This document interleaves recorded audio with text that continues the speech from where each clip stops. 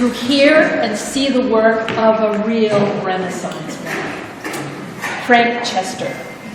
The title of the lecture is Looking for and Finding the Unseen. Mr. Chester's reputation as an artist, a sculptor, and a geometrician precede him. He has been here before to speak. And Mr. Burritt calls him his idol and is very sad that he is not here today to do the introduction.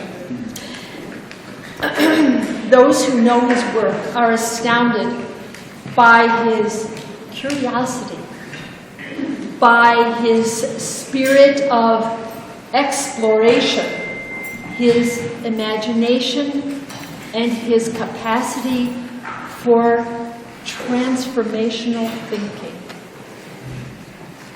It will be a real treat for all of us. I'd also like to introduce now Jordan Walker, who has been in Waldorf circles so much that I thought he was an alum, but he isn't, but he is currently teaching at a Waldorf school in Rhinebeck, New York, and he will give us a further introduction to the afternoon. Thank you, Jordan.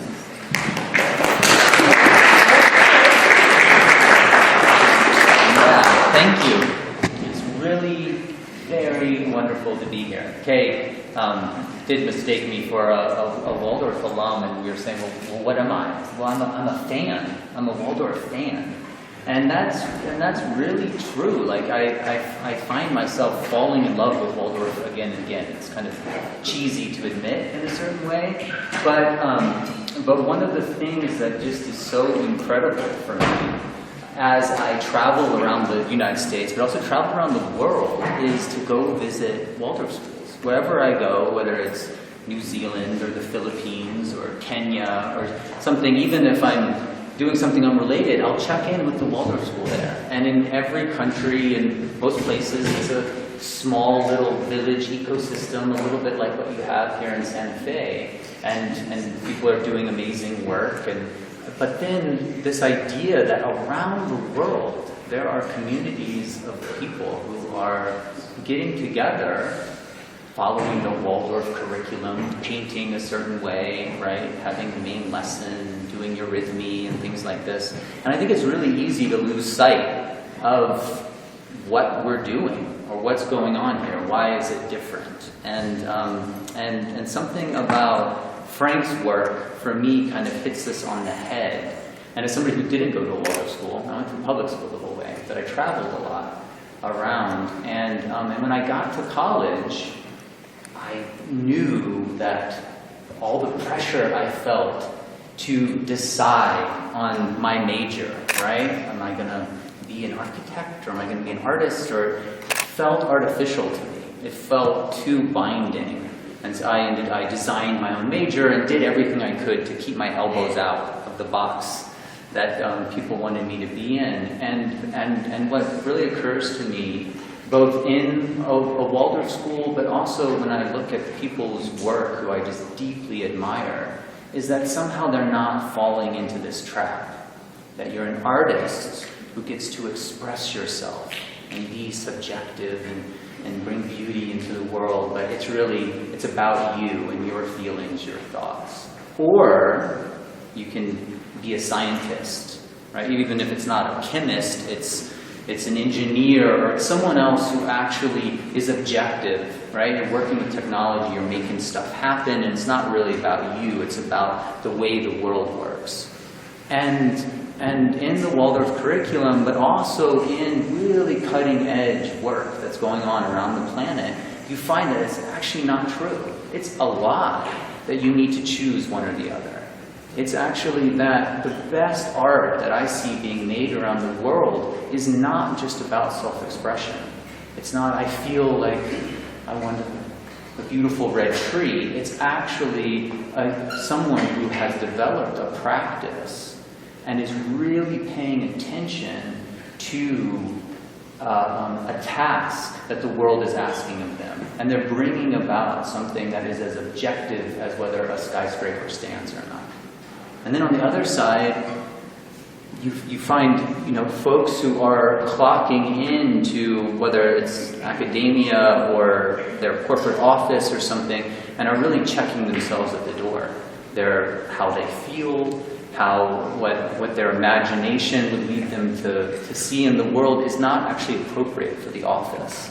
They're actually trying to be objective and being efficient in their accounting office or whatever, and that's actually also missing the whole game of being human right now, is that the human being is one of the most objective tools that the world has developed. We've been developed by the world as an objective mechanism isn't the right word, but a tool to actually bring about objective reality. Somehow the human being is center of that. And that sounds like something you probably have heard about in Waldorf education, but I have to say, the more I go to where innovation is happening in the world, the more I see examples of exactly that. People working with science in the most creative, imaginative ways, or people working artistically according to actually protocol and process with amazing discipline and rigor. And no one, for me, embodies that better than Frank Chester. He continues to just renew the work he's doing, not because he's trying to express himself, but because the world is actually asking for that. And so it's hard to describe what does he do. He's a painter and a sculptor, but he makes fantastic wizard machines too, that don't just look cool, they do cool stuff. They really do. And so we're going to get a little taste here this afternoon of an example of what it looks like to not allow yourselves to be boxed either into the art or the science, but to have sort of life occur that is both of these things at the same time. And so later tonight at the Convention Center downtown, the kickoff to the Biodynamic Conference, which is going to be happening through Sunday, Frank will be giving an expanded kind of version of this talk. It's free, it's open for everybody. It's not just if you're a part of the conference, so anybody, it'd be awesome to see you there for more. Have your parents come, tell other people. It'll be a really nice way of kind of seeing him go into more depth and seeing more of his art there at the Convention Center. And there's a bunch of these postcards, and it's like last minute promo pushing to get people there. So, without more from me, here is Frank Chester.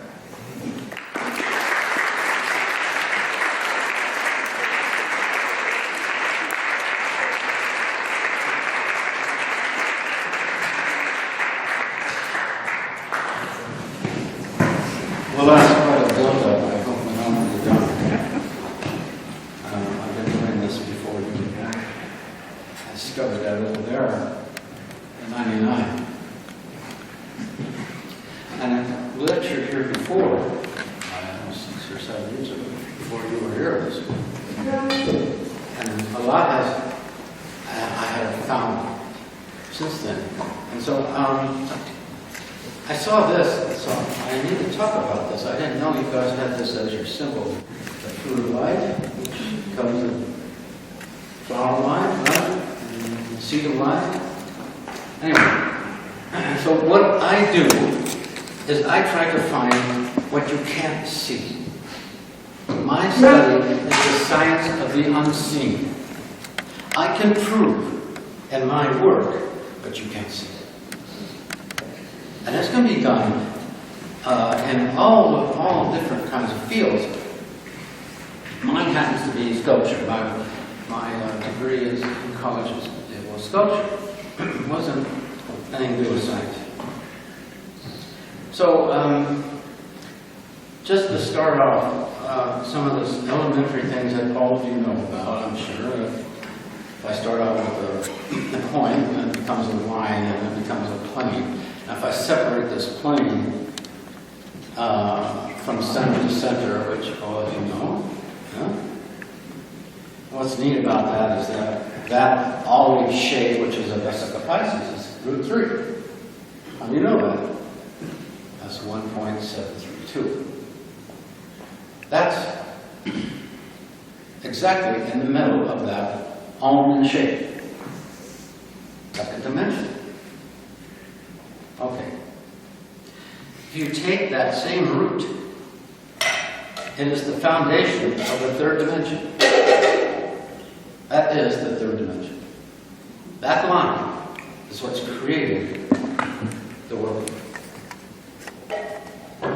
So, to show that, hexagram, a plane.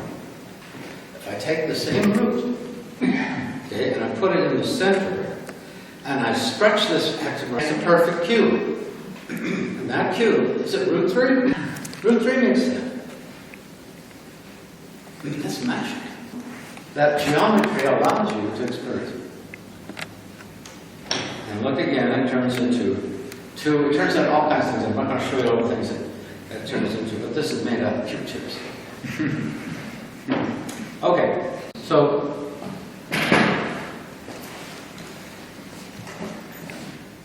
I had a question, and the question I had in 1999 was, what does a seven-sided form look like? Seven-sided. And I studied the Platonic solids, and I found out that they're really not solid. I always saw them in edges. They never seemed solid to me. I mean, sure, of course you can make that solid. I saw through them. I saw what was inside, if there was anything. Okay, so I found the seven-sided form. It's never been here before on the planet, and this configuration. And all the surfaces are equal. And it has the two in it. It has two faces, a triangle and a kite. It has a 6 hexagram, which I showed you right in the middle. It has 12 edges. It has 7 points.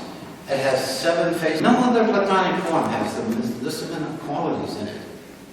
But it's not a Platonic form, because the Platonic form has all the same surface areas, all the same shape. But the tetrahedron doesn't have that. Okay, so I have a model over here that I presented with Dean Pollard at the TED Talk. And at TED, which stands for Entertainment, Technology, Design, Science, and things like that. Anyway, so we went to the TED Talk, and we're filming and so on. If you want to go to YouTube, all you just go check the TED Talk and you'll see it. But I brought it. It's here. And so, this is the seven-sided form. So I'm going to take this apart with me. We're going to take this apart and see what's on the outside.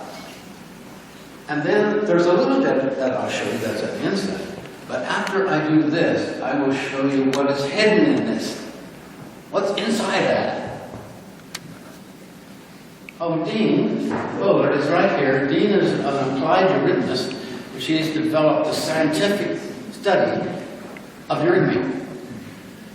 So if you want to know the science section part of eurythmy, he's the man. He is the only one on the planet that I know of that has scientifically studied eurythmy for decades.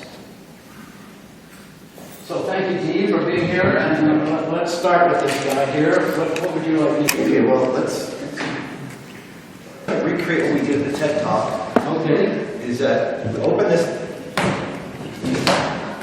equilateral triangles up, and then slide this out. You hold on to that.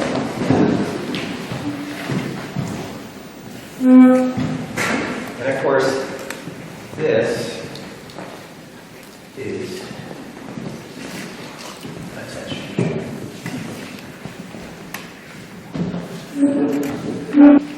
That's a platonic. That's the first one that comes into the world. Nothing comes in before this. 3 dimension. The first. Point, line, plane, three-dimensionality.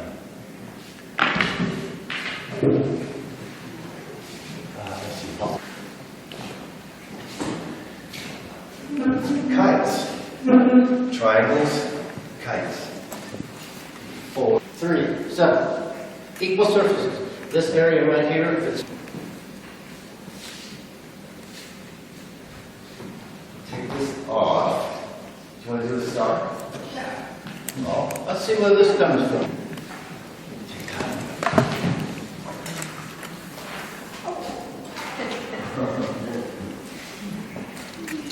Get behind this. Oh, that's it. Let me turn it around, right? Yeah, okay, so here we go, right? It's a pentagram, pointing star. Folded in. It's folded in on itself. Is that amazing? That's what the top is. That goes on the certificate. What happens down? Okay, probably have to leave that. Aha, edges only. This is what I like, where I can see through it. So this is the exact middle of this form. And you can see that exact middle then creates the hexagon. What I just showed you. Lawful. Not guessing, that's where it is. Wow. And then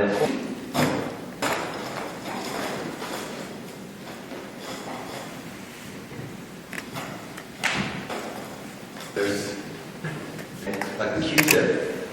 You're playing with that six-sided form, equilateral triangles into. There's a cube in here.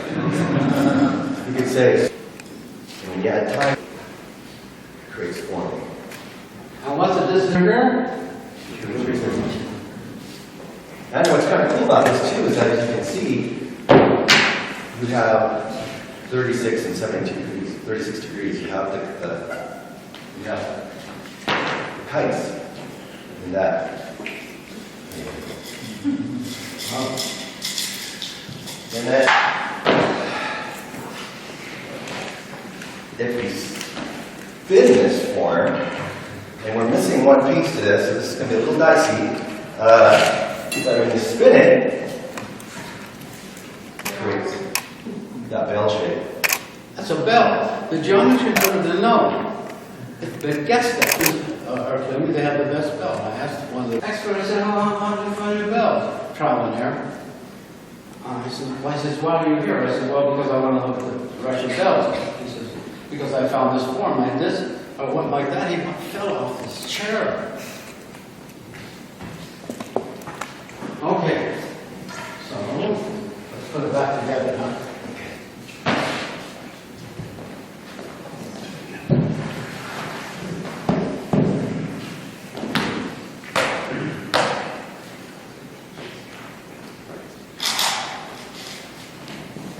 No guesswork here.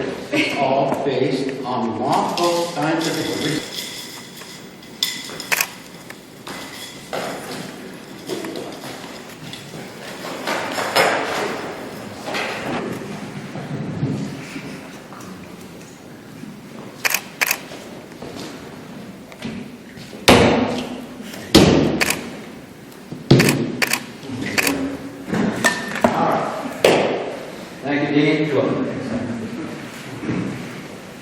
Okay, so what else can we do with this?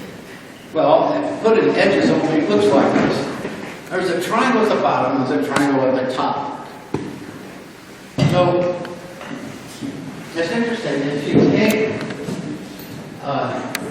the 5 calipers, which is 1, 2, 6, 1, 8. Also, you know that. Most of the high school students in the regular school do not. So you can make 5 calipers from that. So whatever way you open this up, okay, it's always 1 to 6, 1, 8, always. I made these. Okay, so if you look at this, and you want to look at what's happening here, let's see if this has anything to do with it. Oh, it's perfect. Why? Because this is... So this triangle right here has a relationship to the one below based on the golden mean. So if I triangle down, I move this one up.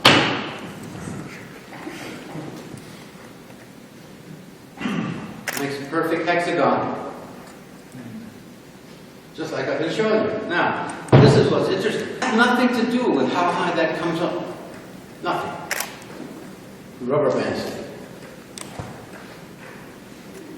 This isn't guessing. Now, the thing that always bothered me about this form is that this isn't in the middle. This distance from here to here is longer than from here to here. It's higher. It's not in the middle. I want this thing to be in the middle. I can't do anything about it. Geometry, you can't cheat. Okay? Can't do anything about it. So I had to live with it for quite a while until I found out this.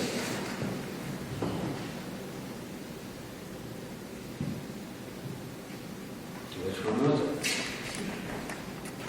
Well, maybe it's this way. Let's try it this way. Aha! Look at, there it is. There's the golden mean. No guessing. Okay. So, that's another way to show you that. If I take the Heath and take it apart, you see that there's a hexagram on both halves.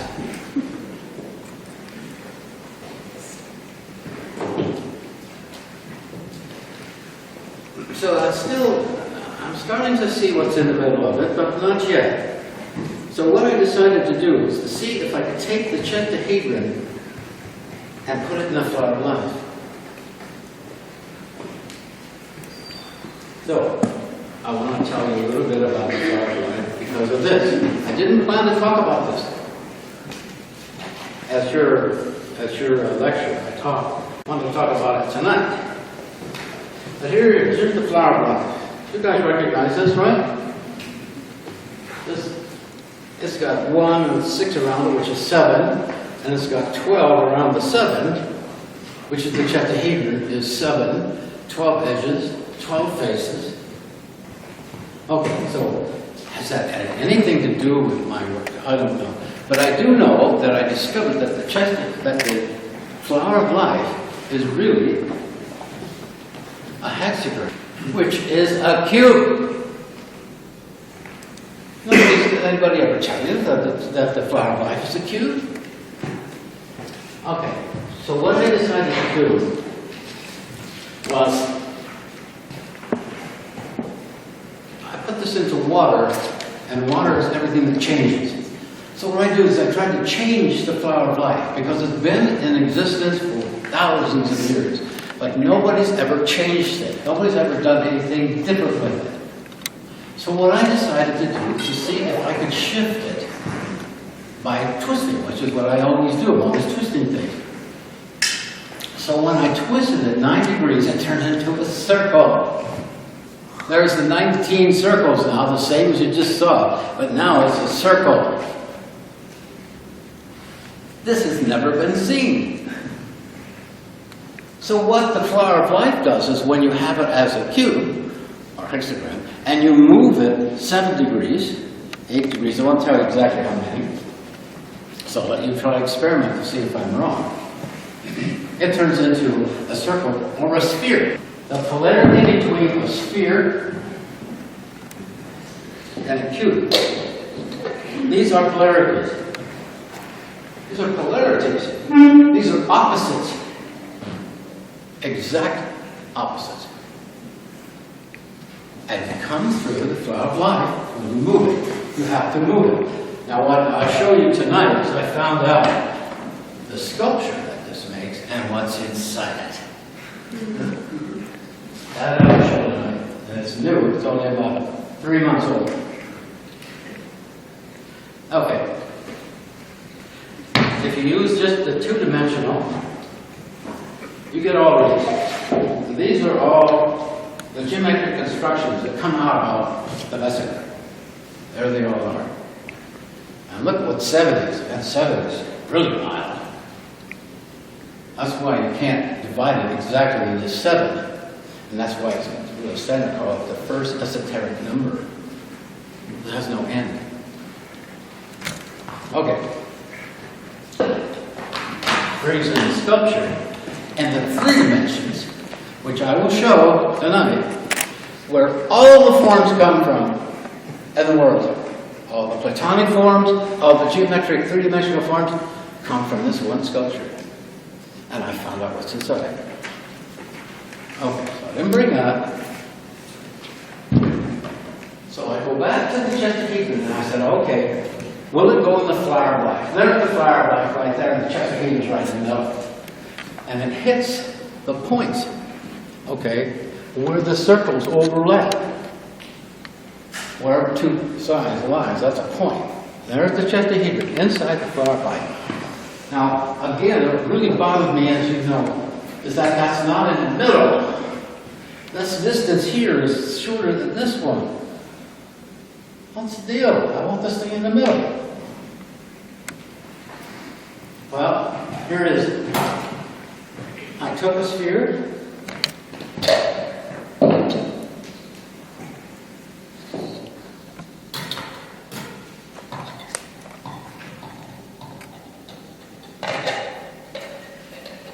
I put a sphere on the bottom.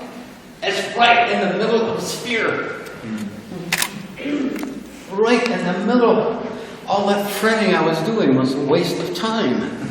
But I didn't try to change it. It's in the middle. So these 4 points here touch the bottom, and that one point touches the top. And that flower, the one that you have on your pamphlet here, which is the seed of life.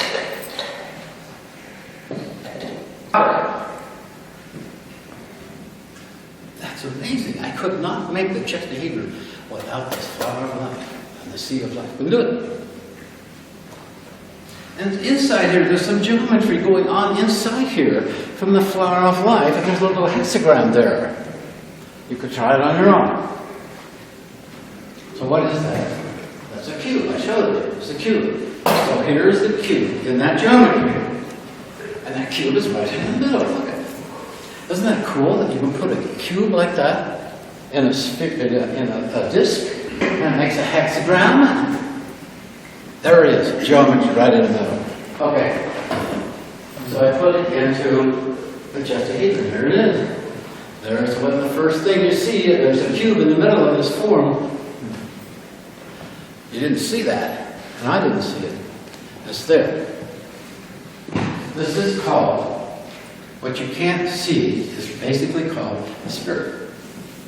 What you can see is science. Spiritual science. Okay. Then I studied more what's inside. And I found out that inside here, if I take the shape and find exact middle, I find this shape and find exact middle, I can run 3 axes through it, and there are 2 triangles. Here they are. If I spin them, they turn into a circle. Here they are here. Now if I flatten these out, like that, I get these 2 circles here. And here they are. So, what I tried to do is to find out what's the head of the circle.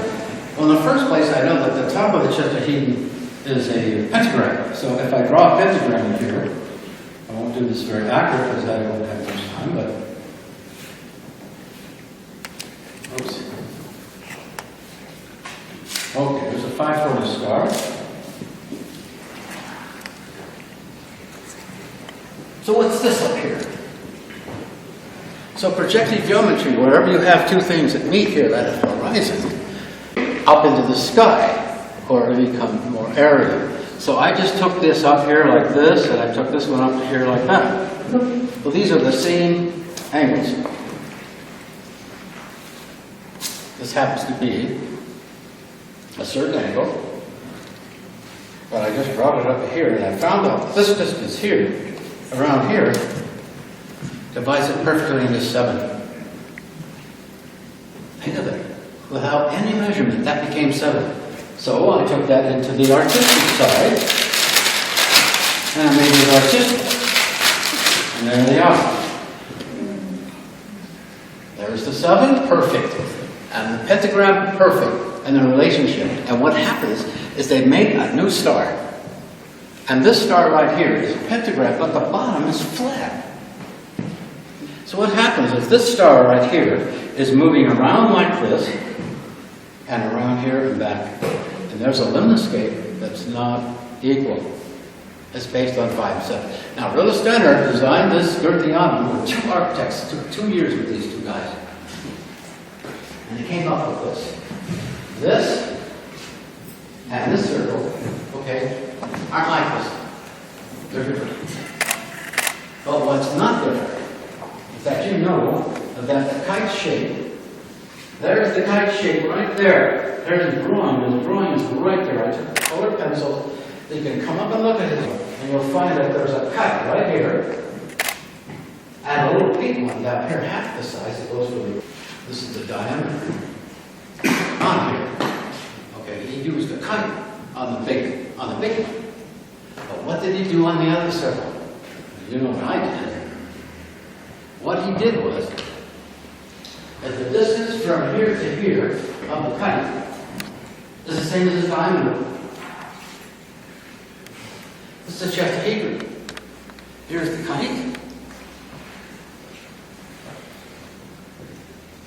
And here's the triangle. See how they're the same? Of course they're the same. So based on that, I designed the building. And here it is. This is a building designed on the 7-sided form. And what's in it?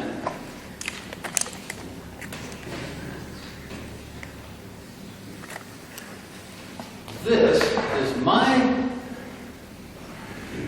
personal look at what a Gerthianum type building would be in America. We don't have it.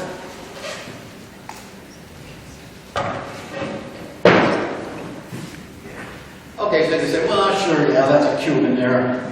Yeah, he put that in there with the signs, but really, is there a cube in there? Come on. How can I prove there's a cube? A technique I developed that works pretty good is I take the tetrahedron, which is edges only, okay, and I put it in soap. And I'll blow a bubble with it. Takes a while, and there's a cube. Absolutely perfect cube. Exactly the size I put in the geometry. The same size. Let's go.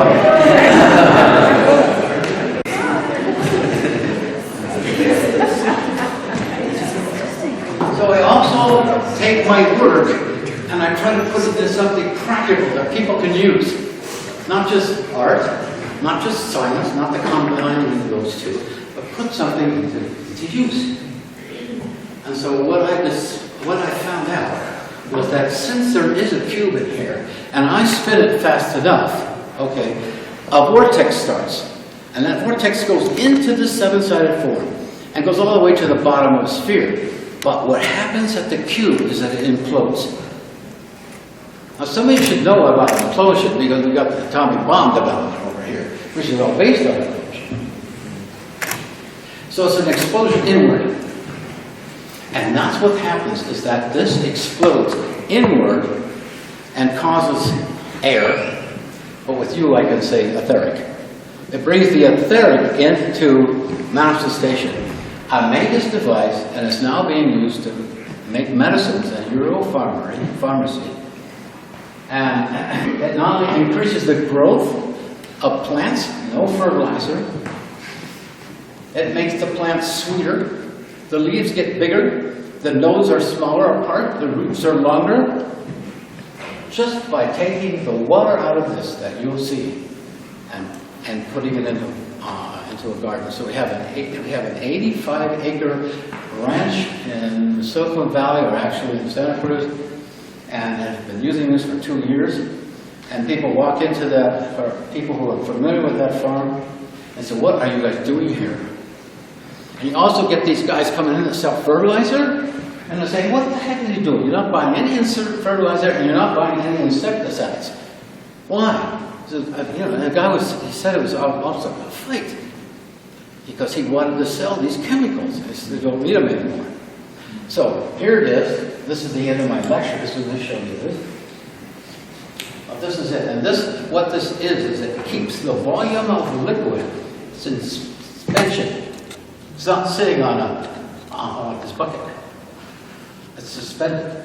And the medicine that was used to develop out of this form cured my illness.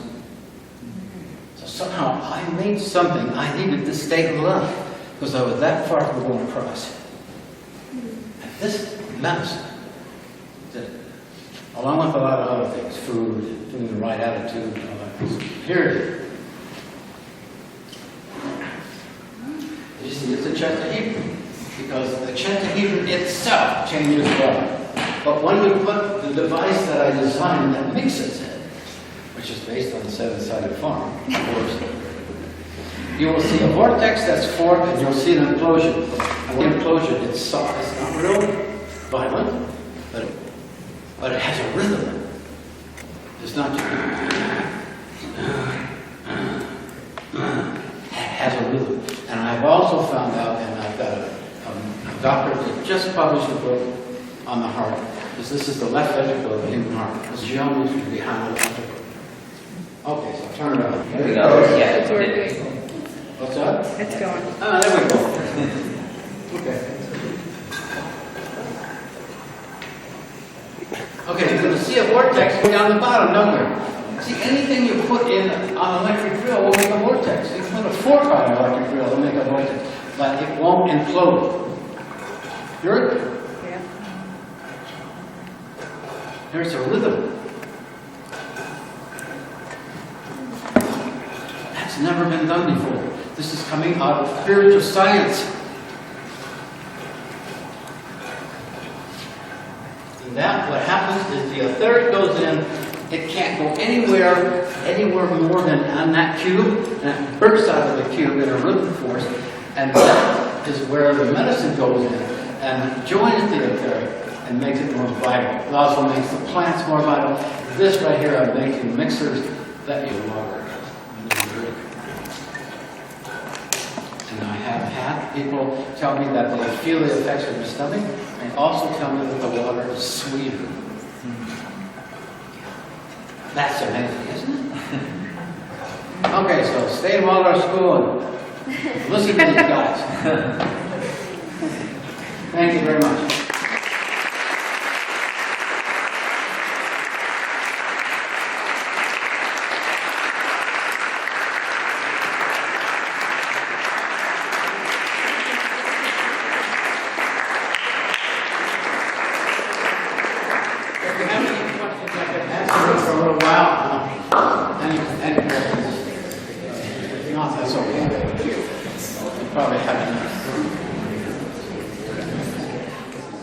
So I think we just have until 2 o'clock, right? So just 5 minutes? Yeah, question. So that device basically is a sphere that's where the operation is occurring. How does that the form surrounding it, or it's, what makes it more than just a that is what it suggests? As it is a sphere. It is a sphere. So basically you discuss it as a sphere. Geometry is a sphere, right? Actually, what it is a curve. That was plastic. And I saw all the continents. The reason I could, because I could look through it, it's plastic. And all the continents were colored. And when I looked through it, I thought, my gosh, the continent is lining up right here. And the way I knew how to put it into the sphere was because Rudolf Steiner told me how. His third to last lecture before he died, he said that inside the earth there was a somewhat tetrahedron or a somewhat pyramid. He did that 21 times in that lecture he said that. But he gave the points. Put the tetrahedron there, I said the points on, I thought, oh my gosh, look at these continents. And so what I did is I utilized the continents and where they were to make that device. Sphere. Like here. How do you keep this outside of the realm of military technology? How do you preserve this for humanity?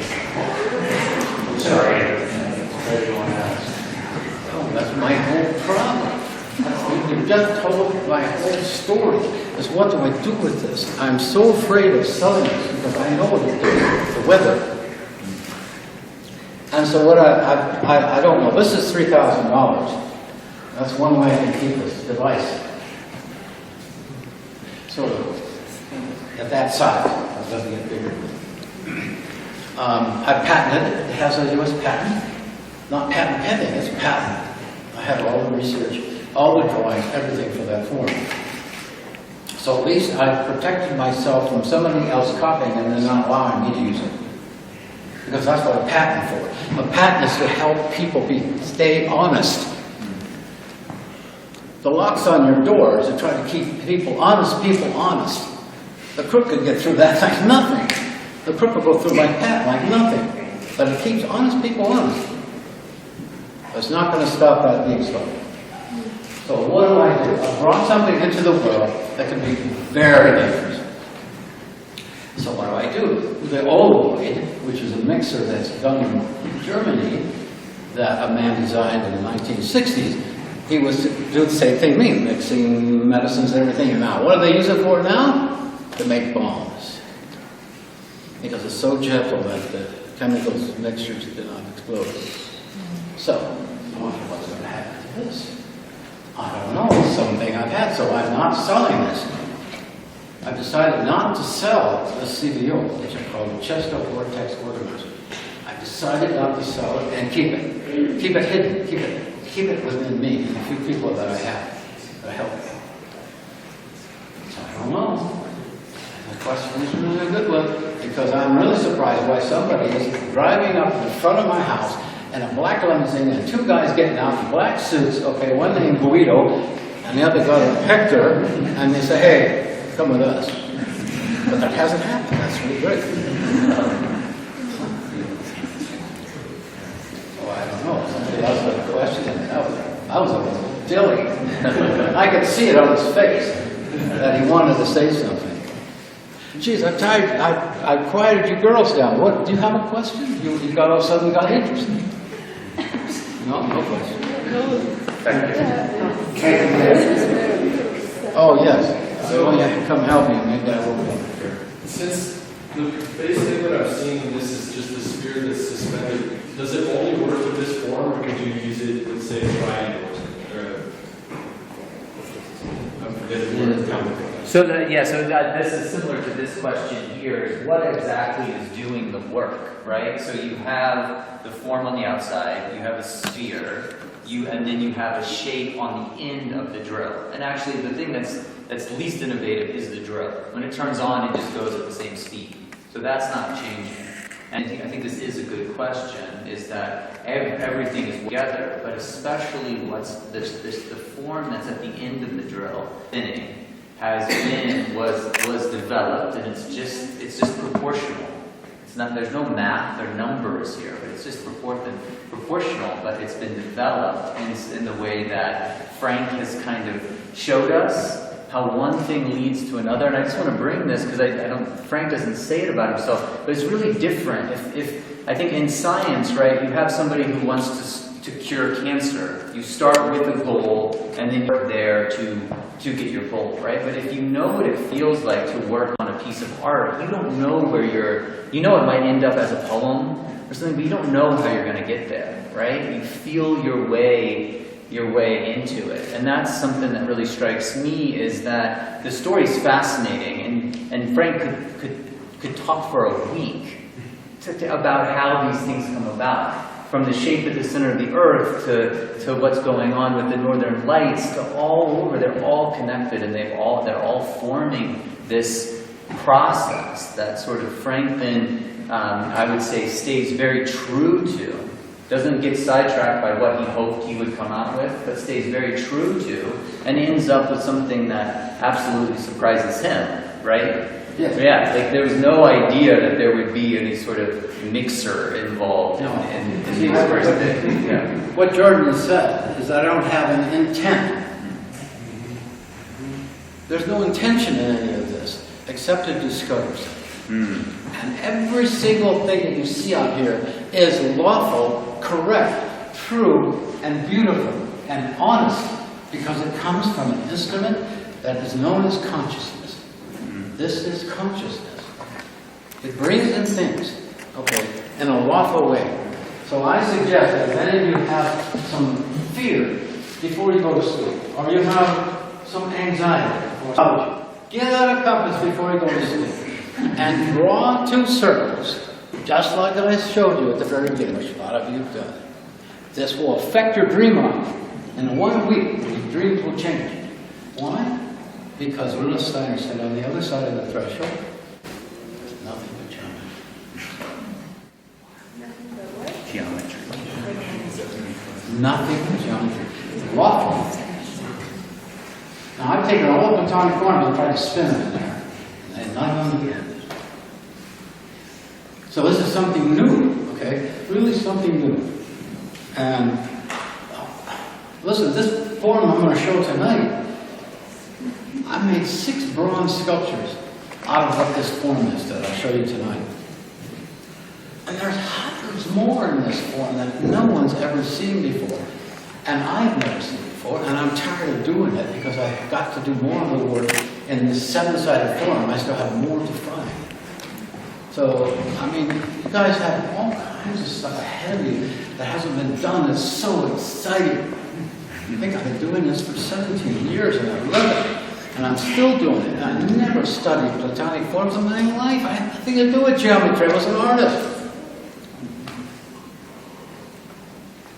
So I want to tell you that you don't know why you came here, okay?